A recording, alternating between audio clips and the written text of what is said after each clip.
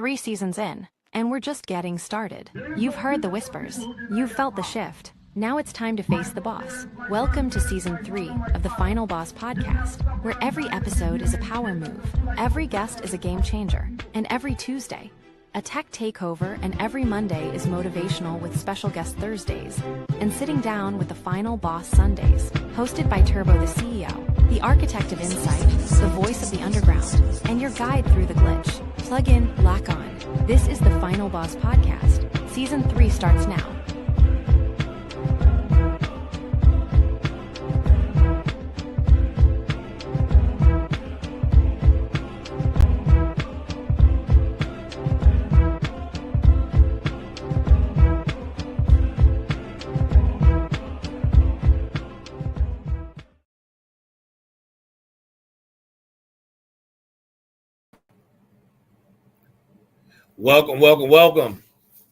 Welcome to Season 3 opener of the #1 podcast in the world. I'm claiming it, and we're just going down right now, man. Listen, the Final Boss podcast. I'm your host, Turbo the CEO, and I got a treat for you guys tonight. Tonight, we're doing a double dipper. We doing a double dipper, double tripper. We dripping in double. He closed out season 2. He closed out season 2 with a spectacular, phenomenal show for the 100th episode, ending out season 2. And we're bringing him back for the opener, because we got more to talk about. For the opener of the Final Boss podcast, because we're back, baby. Listen, my man and probably distant cousin, I'm gonna throw that out there because we probably related. My man Hector Williams, man, let's give him a clap, man. Let's bring him on board. Yo, Turbo, the CEO. What's up, sir? Salute. Boom. Yes, sir. Back in the building, going baby. On? Welcome back, man. Welcome back, like we used to say in DC in the 80s. Welcome back, like cook crack, baby. Yes, sir. We back in the building. Let's go. Let's go, man. How was the first, before we get started, man? I gotta thank my supporters out there. Thank all the smarts, motivators, final bosses. Hey guys, I appreciate you. Please continue to contact us on all the social media sites. Let us know if you have any questions, concerns, and you'd like to be on the show. Send us an email at info@thefinalbosspodcast.com, and we would get back to you, man, and let's make the magic happen. But tonight, man, we get ready to season 3 is going to be crazy. Let me tell you, season 3 is going to be crazy. This is episode number 101, and the title of tonight's episode is DC to Hollywood, because I got my man Heck, my distant cousin, my man Heck over here. Yeah, they don't know about that, baby. Look, and we're gonna cover all the grounds. We're gonna hit all the points. And it's going to be a great and fantastic show. Let's give it up for him one more time. Boom. Let's go. So tonight's brass tacks comes from an anonymous. It's anonymous. I'm going to just say it's anonymous because it says it's anonymous. Entrepreneurship is living a few years of your life like most people won't. So you can spread the rest of your life like most people can't. That's crazy. That's tough, right that's there. That's profound, bro. That hit right there, man. Yeah, that's tough. Yes, sir. So, how you feeling, man? I'm feeling amazing, dude. I'm Man, feeling amazing, man. I'm so glad to be back, man. Like, let me tell you, I needed the time off so I can restructure and get some things together, man. I'm going for the number one spot. You see, I got the crown on the mic and the crown in the background. I'm going for the number one spot. Yeah, and that's why you need that balance, dude. Man, we got to, man. Got to. So I feel good, man. I was getting anxious. That little time off. It was a couple weeks. I know, right? Twiddling your thumbs, like, what am I do? I'm trying to get back. Exactly. Look, school was out. No podcast. I was only doing Motivation Mondays. As a matter of fact, all the shows are back. To all my viewers, listen. Special guest right here every Thursday at 9 p.m. live. Then we're going to go Sunday with me, sitting down with the Final Boss Sundays. Then on Monday, we have Motivation Monday, which is in 2 parts. Crack of dawn, and then at 9 p.m. live. And then Tuesday night, which is Tech Tuesday with the sensei, who's my SME, subject matter expert on all things technology and AI and all that other crazy stuff. Tuesday. Those are the 4 shows, man. So make sure you tune in for all of those. And right now, it's about this guy on the other side. That's what this show is about. And we getting ready to get into it. Episode DC to Hollywood. All right. So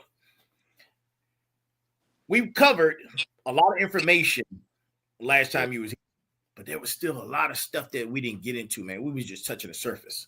We were. You know what? I was thinking of like, man, we went through your life pretty much top to bottom, and then we was getting to the good stuff.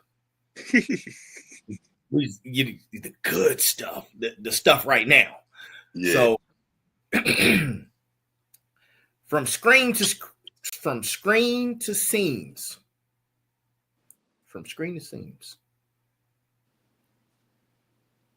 Let's talk about how entertainment met entrepreneurship. And you, the mastermind that you are, were able to put it all together. Wow. Great question. Let's see, where would I start? Because the thing was, Hollywood, it was never really on my mind. I can honestly.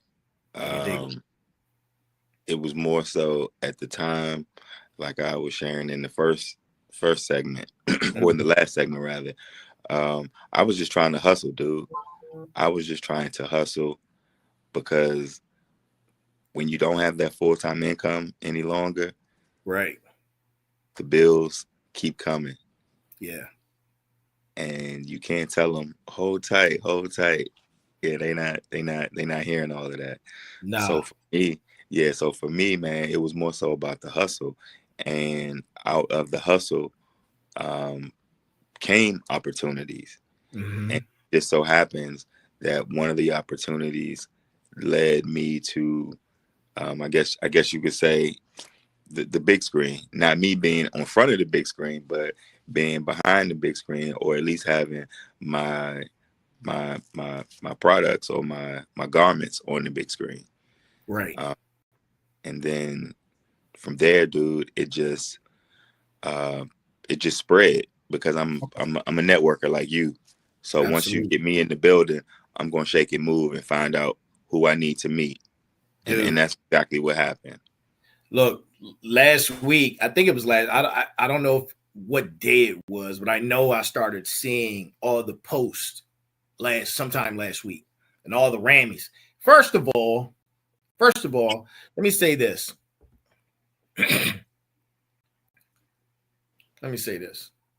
That damn suit you had on, bro. Man, that suit was crazy. Man, I appreciate it, bro. That's what the team be going for. Crazy, dude. That thing was crazy, man. The details. Listen, man, I'm all about the details. I tell people all the time. I'm like, listen, man. devil's in the details, man. Look, you see the devil is in the Yeah. details, man. It's all that, the accessories, how you all the accessories, everything, man. I was like, man, this dude is killing it, bro. This suit right here is the winner. And look, I saw you had a good time, man. Looked like everybody who was at the ring just had an amazing time, man. I was like, damn, how I missed this one. That's one you want to make next time, dude. Nice. Yeah, I'm there, bro. Whatever, I committed myself to a year of just kind of like focusing on business and setting things up, man. I got you. I got great news this week. Sometimes, man, you pushing, and you're looking for those moments that you can actually transition and see something tangible. So the other night, I was in here struggling mentally, just like doing research on all types of stuff, getting ready for season 3. And I got a notification email from the U.S. Patent Trademark Office saying that they accepted the trademark. Oh, yeah. All sweet. 29 parts of the logo. Oh, yeah. That's sweet. That's big. Dude, that's not only sweet, but that's huge, big. Man. I was like, man, we in. And then the next day, so I go back and forth between here, the IT and the IT company. The next day, I got a notification from SBA that my IT company is certified for veteran-owned business. Oh, and what is it? What is the other one? SDVOB, which is disadvantaged. Yes, yeah. Veteran-owned business. Yeah, man. I got certified in those, man. I was ecstatic. That took 3 years to do. Yeah, because that process is lengthy. It's lengthy, bro.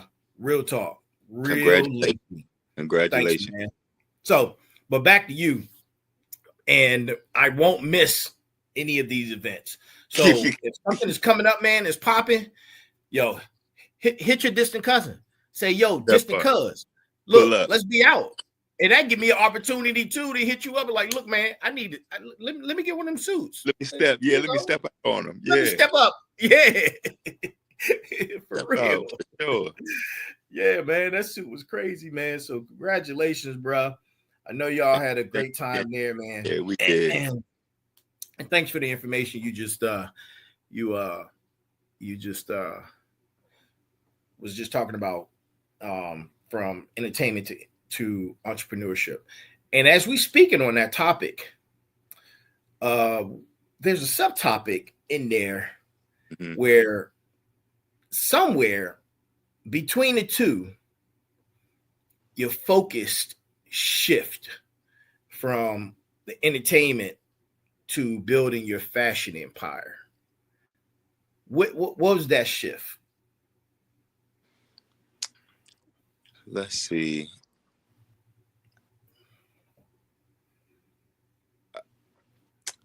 Man, I think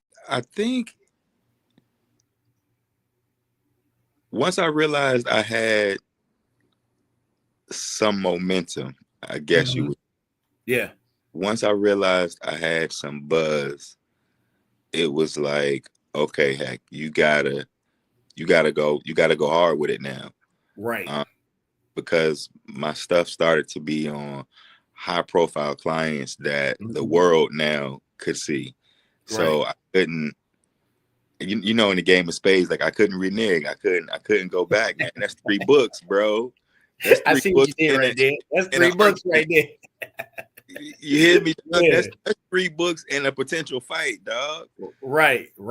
So I couldn't backtrack, and so that just put more fuel to the fire to focus more on the business and identify ways in which I could, further scale as well as continue to network within that circle, and that's what I've been able to do.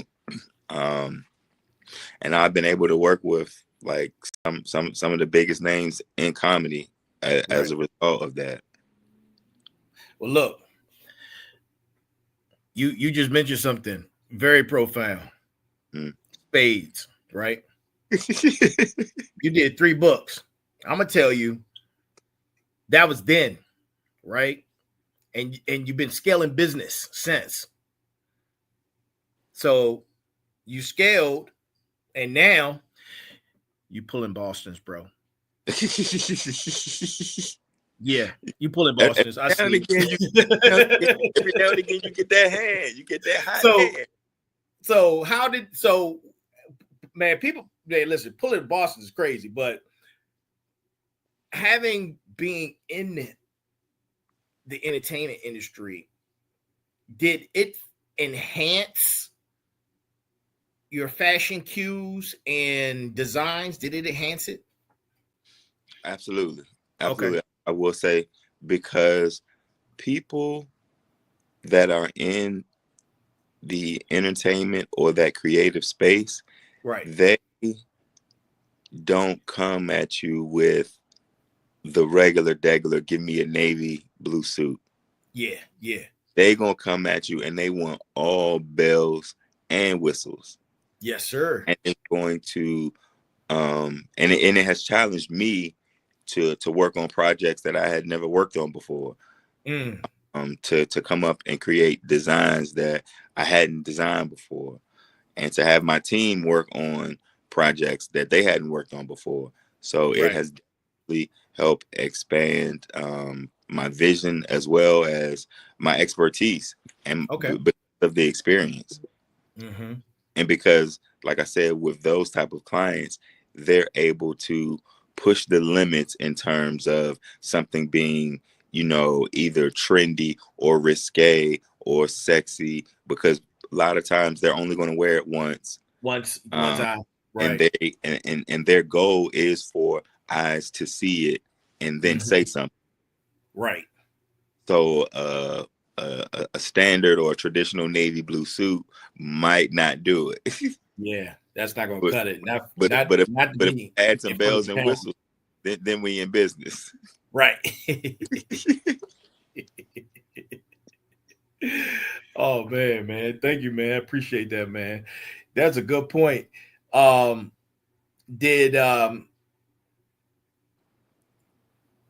you able to utilize any of the connections? How can I say this? We're both networkers. Were you able to network and utilize some of your Hollywood connections and it helped build? I know most of your stuff is word of mouth. Right. But how did that process happen? Like, there's a process in between there where you went from your first client, your first tier 1 client, to now you have all the clients.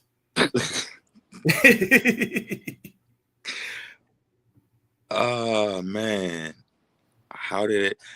Well, the first thing I can say is that it was truly organic, because we're talking, it's 2025 now. The first taste of me doing something on a big stage with a comedian will probably be back in 2021, I would say. So can you drop the comedian's name or? Oh yeah, no, it was Earthquake. It was Earthquake for sure. Oh, Earthquake was your first top tier. He was your first tier 1 client. First tier 1 comedian. Yep. Nice, man. Earthquake funny still, bro. Let me tell you. Yeah, and I used to work with his brother. Oh, you did? Yeah, man. When I was over at the DOD at the DC Armory, man. Yeah, I used to work with his brother. Yeah, and that's what I was about to mention. So the interesting thing about it is, Quake is from DC, from Southeast. Yeah. I'm from DC, Southeast. So it was like, it was perfect. But what I was saying is that, so he was my first tier 1 client in comedy, and what I would do was, because he was on tour, the comedy game has changed now. So now when they go on tour, it's not just them. how it used to be back in the day. And the Kings of Comedy changed that. So now you have groups of comedians going on tour at the same time. So now you, as a consumer, you have the benefit of now seeing multiple comedians in one night. Correct.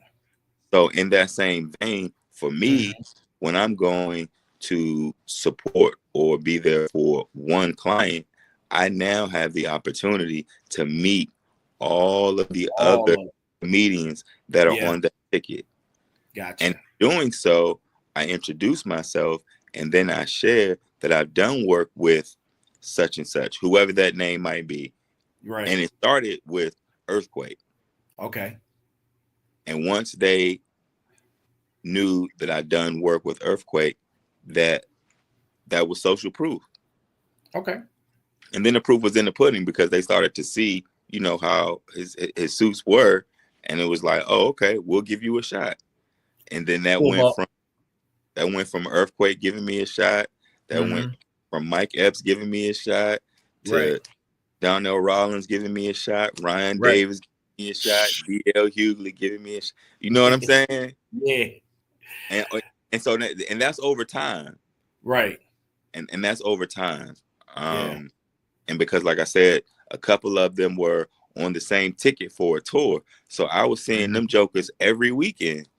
Right. And every weekend, if I got Quake laced and I'm showing up suited and booted, the proof is in the pudding. The proof is in the pudding. Like I said, bro, full Boston, man. Yes, sir. Well, hey, that like I said, that's now. But it took some time. It took some time, but Rolodex is kind of sweet now. So we did a little bit of time traveling, going back to your first tier 1 comedian client, Hollywood client. Yep. Let's go even further. I want you to we're doing a time travel. I want you to go back to the point where you said, I'm going to create Tyler McLane. Wow. What was that experience like? Yeah, so we're definitely going back in time with that one. That's sure. Okay. That was probably early 2000s. Okay. I was still working full time for the federal government at that time. So initially, and this is just a piggyback from that first segment. So initially, when I started selling accessories. So I was selling ties, bow ties, pocket squares, and socks. I wasn't doing anything with clothing. It was just accessories. And even then, I wasn't designing anything. I was just buying it wholesale and reselling. Okay. So that's how I got kind of known for being the tie guy, if you will. Right. And from that point on, I decided that I knew I didn't want to work for someone for the rest of my life. Right. And so while I was working full time, I started writing and developing a business plan.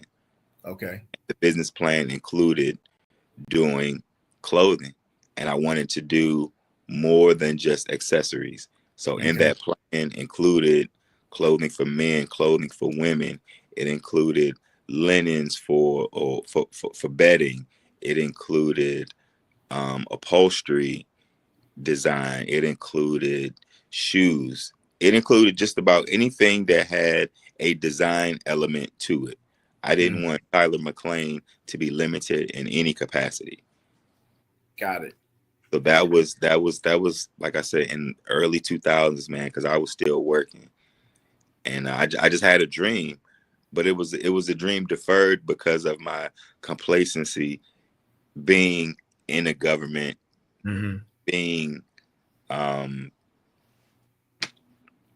just settling for that check every 2 weeks. Right. But what was the emotion, man? What was the emotion when you created your first Tyler McLane official garment, what was the emotion like? Oh man, it was sweet. It was Yeah. sweet because for two reasons. One, because it was something that I could call my own. Yeah. And two, I did my first suit for my best friend. Okay. For him, one, to trust, and two, to support me, it meant a lot. And because I knew he was going to be representing me, I felt honored and privileged that he would trust me in that capacity. So it felt good, man. It felt good. And I think that's the feeling that I chase almost every time, every garment. Yeah. I chase that smile. I chase that thank you. I chase that review when they send me pictures and was like, yo, I killed it at my event, or so many people complimented me, or my wedding was off the chain. Everyone liked my tux, or, you know, whatever little piece it may be. I thrive off of it, bro. Yeah. And I think I chase that feeling, like I said, in every garment that I make. Let me tell you, man, I know exactly what you're talking about. And sometimes I still get nervous, man. I'm 101 episodes in. Oh, yeah. I'm nervous too on some projects. Yeah. Yeah. I still get that feeling, man. And, you know, I've created a couple businesses, man. I had some reflective points where I'll go and be introspective. And there was a time a few weeks ago, man, I did a deep dive introspectively, and I always talk about the enemy. Your number one enemy is your inner me. And I was allowing him, man, that voice to get in my head, and you know, I was getting down. I was like, damn, bro. I was like, man, this is, I'm like, man, this is rough. And just listening to craziness. And I'm scrolling like I normally do when I'm looking for something as a spark, something to I can see as a little piece of motivation. Gotcha. And there was a guy teaching a class, and he was saying, and this is only God, man. He said, and this happened. He was like, when you hear that negativity, that doubt, the things that your enemy wants you to be comfortable in, because it wants you to be comfortable. It doesn't want you, because challenges create growth, right? And I speak on that on my motivation stuff. But he said, you counter the negativity with positive thoughts, with of things that you've already done. So it took me down a rabbit hole, man. And I went back and found all of my old music that I produced when I had my record label. And I just went through the 15 tracks, man, that we created outside of this album I did. And man, I was just like, man, I did that. I created that. And my creativity spirit was like, boom, it was back in business. Right. Tap right and that's back in. part exactly what you were talking about, chasing that first time feeling. Yeah, man. It's real. That's a real thing. Yeah, that's exactly what I was about to say. No, it's a real thing. Yeah. Yep. It keeps me going. That's part of my why, man. Dude, now I have to have you on Motivation Mondays, bro, because I'm always talking about your why, man. Once people, smarts, final bosses, motivators, listen, once you find your why is what keeps you going. It's what pushes you through. When life is pulling you back down, situations, circumstances are pulling you back, your why is what keeps you going, no matter what. The anchor. It's the anchor. Absolutely. Absolutely, man. Wait a minute. You've been watching my Motivation Mondays, bro? Hey, man, I be tapping in every now and again. My man. You already know. I'm trying to get already, man. Yeah, that's a real feeling, man. But thank you for that. So, quick question. Let's pivot a little bit. So, we did time travel a few times, and now we're on the forefront. You're making your garments. You made your first suit for your best friend, and he killed it. Now, my question is, when it comes to bespoke customizations, how do you choose quality and customization over mass market? And I say that because the things I've seen you create, let me say that again. That was crazy. The things I've seen you create, nobody's doing. And I'm a fashion dude. Like, I'm tapped in. Right, nobody's doing what you're doing. And I know that for a fact. So yeah, how do you do that?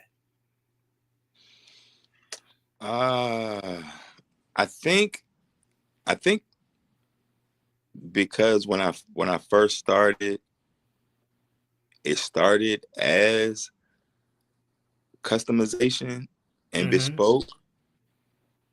Doing mass production was always like on the back burner. Right. And I think for me, I understand that people love the feeling of exclusivity. And people are willing to pay a price and even a premium for such. Absolutely. And I think because that's where I started, I just kind of put a pin in it and said, let me work this lane. Okay. So it's not to say that I don't want to do mass production, but like you said, sometimes and oftentimes quality is compromised. But you also are making yourself available to a greater market. Right. So there are trade-offs. Okay. But it's not to say that is not on my mind. It's just not the primary focus right now. And I think even for me, even if I did do something for the masses, I still don't think I would want to do mass. I would do limited production run. Right. Limited production pieces. Yeah. I would be I think I would do I'm even leaning towards that, like limited runs, and when it's out. Like we're making 50, and after 50 we're done. That's what a lot of the big names do, man. Yep. They do limited runs, man. Yeah. And then that cuts down because you don't want to have a whole lot of inventory and things sitting either. So that was another thing initially that I thought about when I was starting. I was like, if I didn't have the market and the people, but I have all of these pieces of clothing, what am I going to do with them? Right. I said, let me build the demand, let me build the audience. And I can do that much more easily, one garment at a time. And then on top of that, each garment being different. Like when you mass produce, you're producing one of the same garment a million times. Yeah. So again, for me, that the thought is definitely still there. Still, but I appreciate exclusivity, and I appreciate that people appreciate exclusivity and are willing, like I said, to pay for it, and sometimes even at a premium. Right. So, ladies and gentlemen, let me tell you, his list of tier 1 customers. Let me give you the list because I've done my homework. Let me know if I'm wrong. He's styled and has done customizations for Earthquake, Donnell Rawlings, Mike Epps, D.L. Hughley, newly found. Well, I wouldn't say newly, but he's new in the scene. Ryan Davis, NBA VP David Booth. Yes, sir. Hill Harper. Yeah. Yep. Pastor Mike Freeman. Yep. And man, the list goes on. Though I just dropped a few. I'm dropping a few. Let you guys know that this is serious business here. Yeah. Right? This is serious business, and this is what we do on our special guest episode. Business entrepreneurs, community leaders, political activists, people who work in charity. And you know, I love community leaders, man. If you're a community leader, you want to come on the show, come on the show. Let's talk about it. But with each client, he's built a relationship. That relationship is helping him build his empire. That's how it works. And you just said That's how it works, ladies and gentlemen. Smarts, motivators, final bosses. That's how it works, man. I hope you guys are taking notes, man, because you can do it too. Absolutely. Very possible. We can you got to do dedicate yourself. Yeah. Absolutely, you can. Just take it one step at a time, bro. One day at a time. Because, like I said, one day at a time, man. And to go back to the brass tacks, entrepreneurship is living a few years of your life like most people won't. So you can spend the rest of your life like most people can't. Mm-hmm. That's what it's about. You have to dedicate it to yourself that this is what you want to do. Listen, if you, and nothing against anyone who works a 9-to-5 or who's happy being employed. Everybody should be happy being employed. You have a job. But let me tell you, that job is not going to get you rich. Not at all. The job is not going to get you rich. I don't care. It's not alone. Unless you have a mentor and somebody is assisting you with doing outside investments and things of that nature. The job alone is not going to get you rich, man. Right. And I hate to say that. It's going to keep you where you at and comfortable. Right? This is the ocean. This is your head above water. This is you. This is where you're going to be. Right here. Mm-hmm. So, I just had to put that out there, bro. Nah, that's real. That's real. Yeah. You got to start working on something while you're there. Man, yeah, exactly. So that's always, like I tell people, like, they be like, man, you do what you do full time. It must be nice. I'm like, yeah, but I didn't start this way, dude. My situation did not start like that, and it wasn't a smooth transition either. Right. Some people have the opportunity. Is it? Some challenges. Nah, that's what I'm saying. And so some people, they have the opportunity to still work their 9-to-5 and dedicate time to another effort and benefit from both. Like I didn't. Mine stopped. I had one and it stopped, and I had to build the other one. Right. There was no smooth transition. It wasn't no smooth passing of the baton on that one at all. Yeah, we dropped that baton and was disqualified. we had to wait a whole another 4 for the next round of the league. You feel what I'm saying? Yeah, you had a full stop. I was out of that race. That was done. Yeah. Done. Right.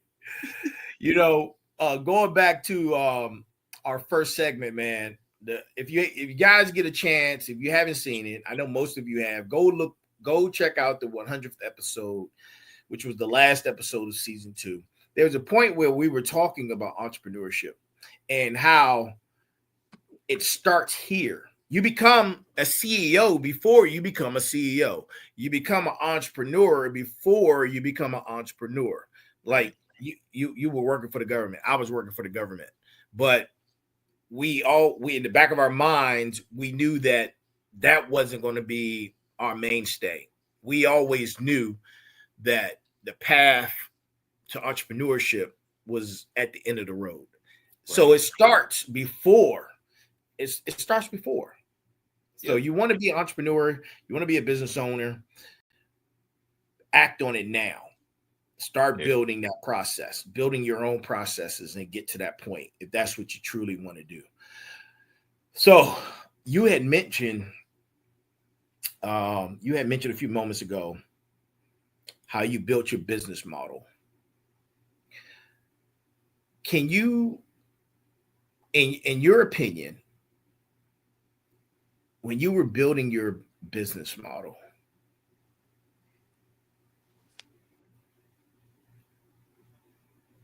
can you discuss each aspect of that business model that made you be where you are right now?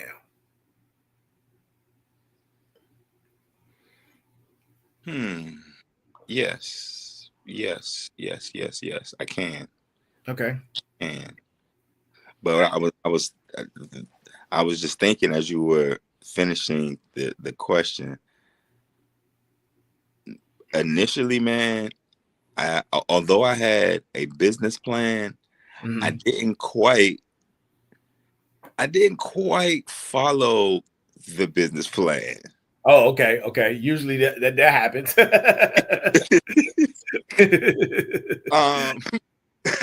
But I would not recommend that. Okay. I recommend that. But I think what happens is over time things change. And when I tell you the internet has truly changed the game. Oh yeah. It has truly changed the game. And that's for a lot of industries. Because what it has done, it has leveled the playing field. Yeah. So you don't have to be a big boy or a big girl or have this big thing first before people know you. Right. People can know you and you cannot have a big thing first now. True. So I think for me, I just was able to take advantage of that, meaning taking advantage of social media, because when it first came out, it was for fun. It really wasn't many people using it for strategy. You weren't buying ads on Facebook and all that when it first came out because it was for college students. Right. So over time, that evolved. And as that evolved, it helped people from a personal standpoint to, further build their network. But it also in turn helped businesses, and me or my business being one of them, because I was now able to leverage my network. Gotcha. So now when I do some work with an A-list client, I can now post that and it gets shared multiple times, multiple eyes on it. So now I have more social proof that this guy is pretty serious about what he does. Exactly. And then I just build off of that when I go to my next client, because I do the same thing. Like you said, I build the relationship, I build the rapport. Once I get them in a fit, I get content and I post that content. It goes to thousands of people, if not millions. Yeah. And it's, when you talk Netflix, dude, millions of eyes have seen my stuff. Oh, like, yeah, bro. And that's not me just saying it just to be saying it. Like, that is 100% fact. That's facts. That's facts. I remember when you started with just Hectors. I remember that. Yeah. So, thank you for that information. For sure. I appreciate that, man. Look, we both a little bit of, so my first MOS, I was a logistician in the Army. It was short, but that was my first job. And I know that you studied logistics, right, at A&T. Shout out to A&T. Eggy Pride all day. Yes, sir. As a fellow logistician, Mm-hmm. I understand and I know that you control your entire process from design to delivery. How does that feel, man? It feels good. It feels Yeah. good. To have control over every aspect. It feels good. But it's a lot of responsibility as well. Absolutely. Because if any aspect doesn't go as planned, then I'm the guy that has to eat it. And I've had to do that.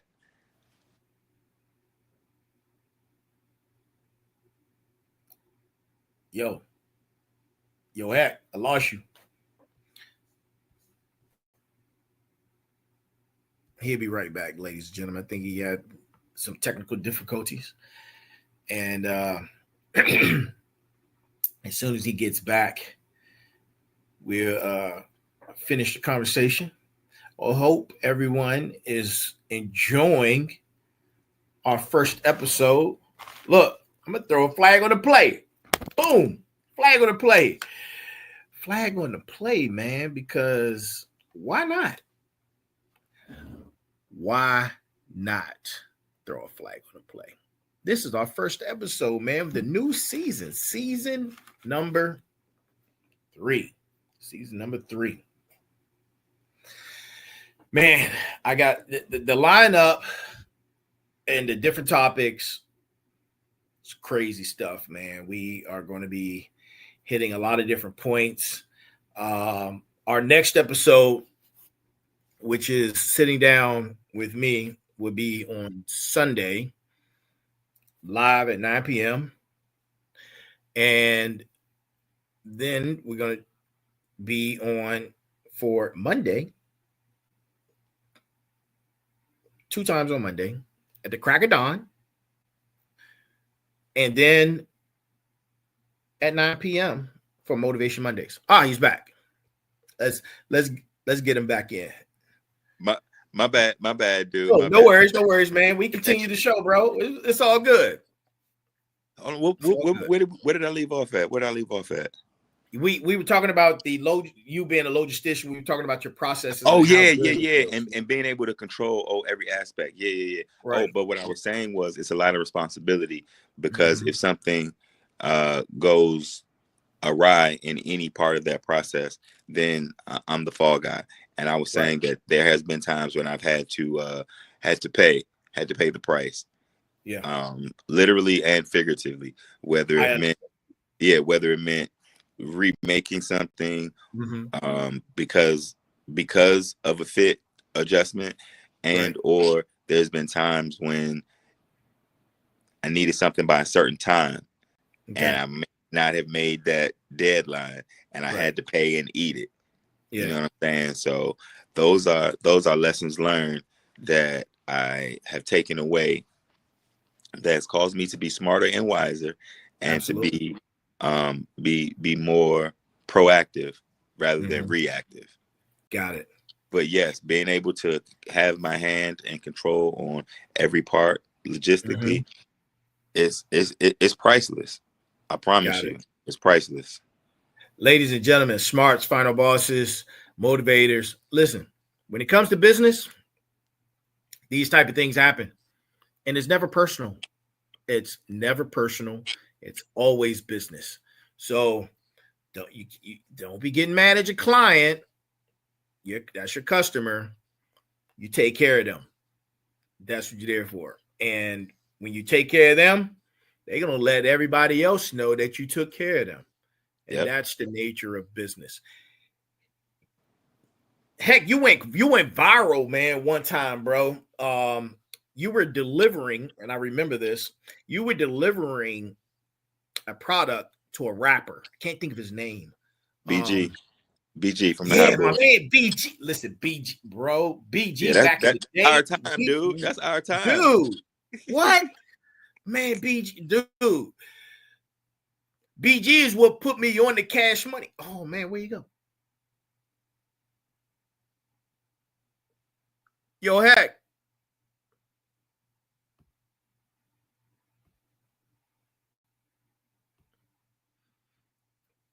speaking of which, BG, which was his customer, that went viral. BG is what put me onto Cash Money Records, man, back in the 2000. His music was crazy. The beats were raw. The lyrics were authentic and official.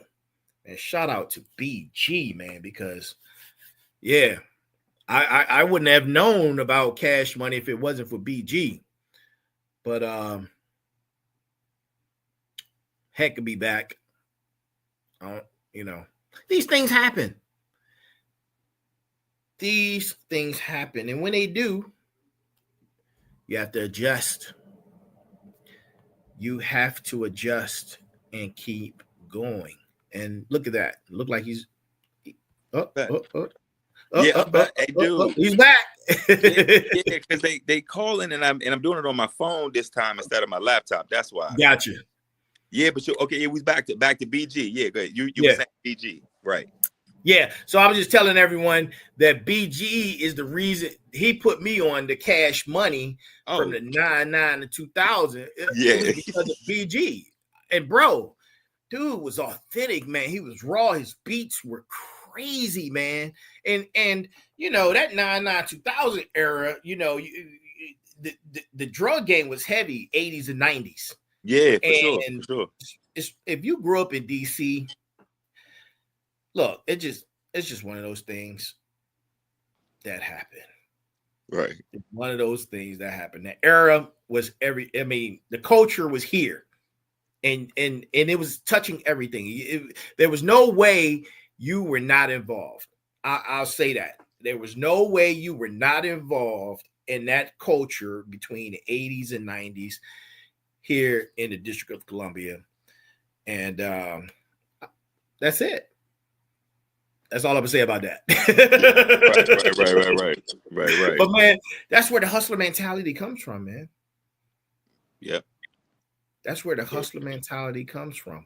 Nah, but that was cool working with BG though.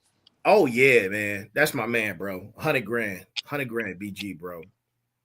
Big fan of his. And that thing went crazy, man. That's what I'm talking about. So that post, man, that's when you had that varsity jacket on. Yeah, bro. Yeah, I need a Final Boss varsity jacket, bro. Listen, man, we're gonna make that happen. Send me the logo. We can cook. We're gonna cook. We're gonna cook, ladies and gentlemen. Yeah, but that post, that thing went crazy. That went crazy, man. And that's what I'm talking about. So when I do stuff like that, I got hundreds of thousands of eyes on my stuff. Yeah. Absolutely. Just like that. Yeah. Absolutely. No magazine, no promo. I ain't have to pay for that. Like, man. That's awesome. And you can't predict that. That's what I'm saying. You can't predict. You can't put that in the business plan. No, you can't. You cannot.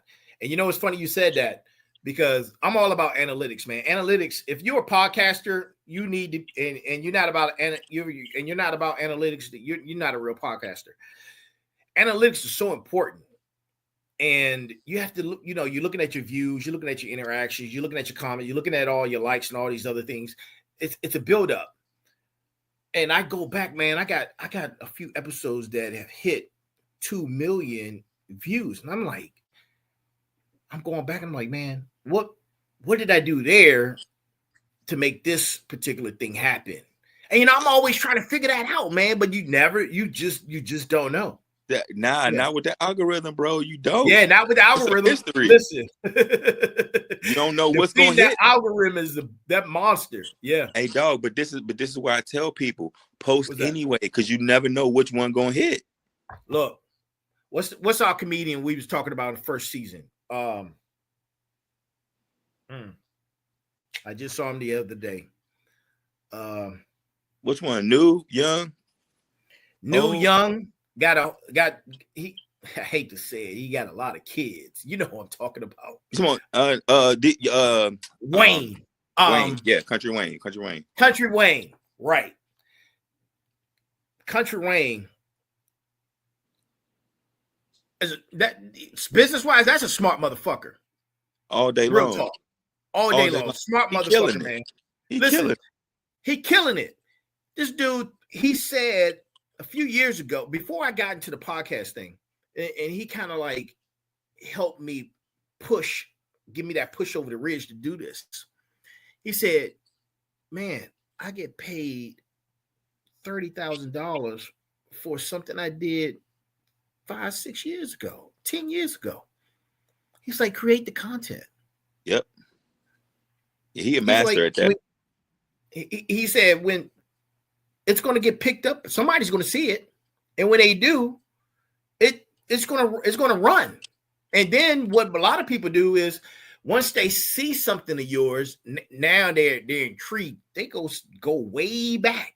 Yeah. See what else you get. See what else you did and see what you how you started and things of that nature. Yeah, man. Shout out to Country Wayne for that, man. But yeah, for sure. Absolutely. Question for you, and we're gonna go over. I don't even care. We're gonna go over. Oh, I can't say that. Do you have time to go over? How's your time? I got like 5 or 10 more. Okay, cool, perfect. Yeah. Real quick, can you elaborate on how diversification equals domination? Yeah, absolutely. But when I started, I was strictly doing suiting and I was strictly doing men, which was cool because I obviously had a target audience, but I was limited because if I was dealing with someone of the opposite sex, that wasn't my market at the time. So diversification came when the pandemic hit. Okay. Because again, at that time I was only doing suiting and I was only doing men. When the pandemic hit, everything shut down. So men weren't wearing suits for one. And then men weren't even going out. Right. So I had to pivot and I had to figure out a way to diversify. And I had to identify in which ways I was going to diversify. So the first way was I wanted to diversify what my offerings was even to the men. So I started to offer other styles other than formal and dress wear. So then we got, business casual, and then you got leisure, and then you got sportswear. That changed the game. But the biggest game changer was when I partnered with other tailors to start doing women's wear. Right. Women's wear, killing it. Because now I'm able to service any and everybody I meet. Gotcha. Man, I bet you made a lot of contacts at the Rammies. And that changed the game, man. Yeah. That changed the game right there. So for me, that is what allowed me to have a more dominating space in the game. Because sometimes you have brands that only do things for men or have brands that only do things for women. And that's cool. But again, you're limited. But when you have a brand that caters to men, women, and kids, man, sky's the limit. Yeah, sky's the limit. Because anybody's a client. When I walk out my house, anybody's a potential client now. Absolutely. I don't have to just go to the men's meeting anymore. You know what I'm saying? Right. Yeah. And speaking of sky's the limit, man, let's talk future. Let's talk future, man. Tyler McLane's position in the luxury fashion market. Where do you see yourself in the future? Man.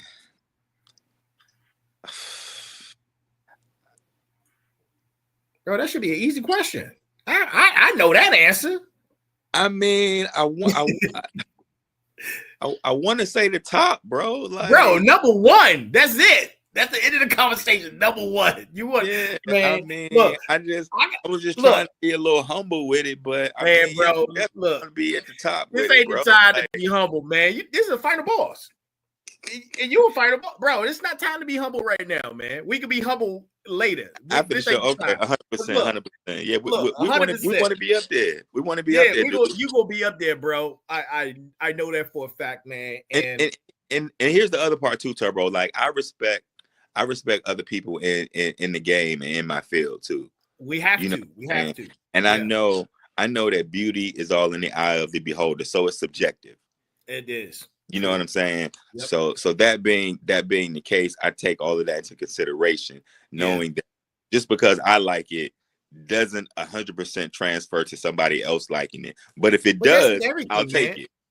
That's with everything. And you know, I tell people, I say, look, man, you gotta shut down the whispers.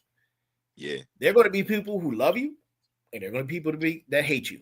There are gonna be people that like what you do, and there are gonna be people that don't like what you do. 100%. Ignore the whispers. Do what you have to do. Stay focused and go. You hit your targets, man. Stay focused. The whispers, you gotta let them go. Not talking to you. Talking to my smarts, my final bosses, and my motivators. You gotta let that stuff go, man. Stop letting people get to you and talk to you. Whatever you do, you. That's what you got to do. So, Tyler McLane's position, you're gonna be number one, bro. Number one in the world, like the final boss, man. I'm gonna be number one in the world. That part, contest, man. I'm you know, no disrespect to anybody else, but if I'm not aiming and shooting for the top, man, what are we doing? Yeah, what are we doing? Right, 100%. And I'm gonna be at the awards in my Tyler McLane's snake skin and all that, print and diamond out suit. Listen, man, I'm like, bells and whistles. This Tyler McLane right here. Bells and whistles, bud. Exactly. Real talk, man. Gotcha. Oh man, so I know we get ready to close out, ladies and gentlemen. Let me see. I got a few more questions. Speaking of Tyler McLane, how do you measure? Because you mentioned this early a few moments ago about business. How do you measure impact beyond revenue? That's a great question, and for me, it's easy. It's the response I get from my clients. Okay. It's the feedback. That's how I measure it. Because sometimes there are some people that I never even post. So I can't get any outside validation because I don't post it. Right. So it has to come from that individual. You know what I'm saying? So that's my reward. That's how I gauge my success. Their feedback. What they say to me after they try on their garment, after they went to their event, after they had a nice time. That's the reward right there. That's data. That's metrics. Yeah. That's scalable. That's scalable, man. You know, and data is important when you're an entrepreneur and business person, man. So it's all about data. It's all about analytics, man. That's feedback. It's measurable and scalable. So, ladies and gentlemen, we're going to close out. But before we go, last question. And this is for our youth and for the generations under us, and in your opinion. The title of tonight's show, which was episode 101, first episode of the third season, tonight's show was called DC to Hollywood. In your opinion, DC to Hollywood, what does that mean to you for the next generation or generations? It means hope. Hope. It means hope. Yeah, because you have a lot of, not even kids, man, but you got a lot of people who have dreams of what they see on TV. And meaning, when I say TV, I mean like, I guess Hollywood, if you will. Yeah. And sometimes people think that it's impossible because of where they may be from. Yeah. And so when you told me that title, I was like, oh man, I was feeling that. And in feeling that, part of it is because it can provide hope.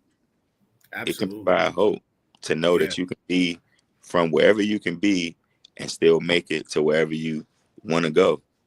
Absolutely. Like I think hope is just packed with a whole lot of hope, dog. Hope. And we need that these days.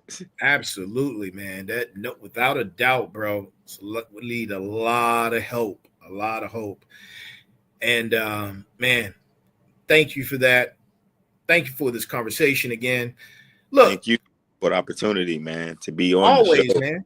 And look, this is not the last time. Oh no, you just the cousin. We bringing you back. Of course, bro. Of course, already, bro. Man. Quarterly, bro. Like whatever. Quarterly, whatever you want to do, man. Yeah. We might have to have our own little segment every now and again or something. I don't know. That sounds like a plan to me, bro. We can brainstorm for real. Brainstorm, man. Yeah, we could do it. Absolutely. To my smarts, to my final bosses.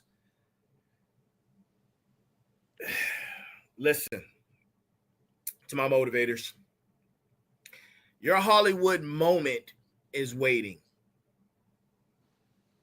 Your success moment in what area you live in, DC, Maryland, Virginia, wherever, around the world, wherever you are, that moment is waiting for you to design it. Start designing it today. And that's our show. I love it. Shout out to my man, Hack. All day. Shout out to Tyler McLane, his brand. For sure. Listen, he'll be back. I would definitely be back. This is the Final Boss podcast. I need you guys to be balanced, be equal, and be smart. And good morning to each. Good morning, good afternoon, good evening, and good night to wherever you are watching this episode. Thank you. We appreciate you. Have a great week. Have a phenomenal night. And go design that life that you want to have. You're the architect. I love it. You're the grand architect. You come from the master architect. Yeah. Go design it, man. Love you guys. Be good. See you soon.